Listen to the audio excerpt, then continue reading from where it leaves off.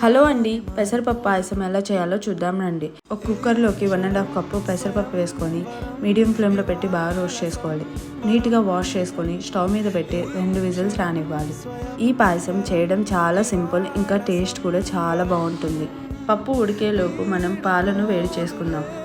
Stove మీద ఒక గిన్నె పెట్టుకొని 1/2 లీటర్ పాలను వేడి చేసుకోవాలి. పప్పు ఈ విధంగా మెత్తగా ఉడికిపోవాలి. ఇప్పుడు ఇందులో కాంచుకున్న పాలను వేసుకోవాలి.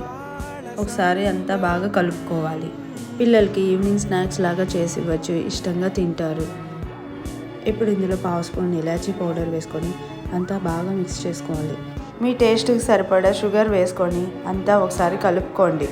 లాస్ట్లో మీకు నచ్చిన డ్రై ఫ్రూట్స్ని వేసుకోవచ్చు. నేనైతే ఇక్కడ బాదం తీసుకున్నా. స్టవ్ మీద ఒక ప్యాన్ పెట్టుకొని కొద్దిగా గీ వేసుకొని సన్నగా కట్ చేసుకున్న బాదం వేసుకొని ఫ్రై చేసి మనం పాయసంలో వేసుకొని అంతా ఒకసారి కలుపుకుంటే పెసరపప్పు పాయసం రెడీ.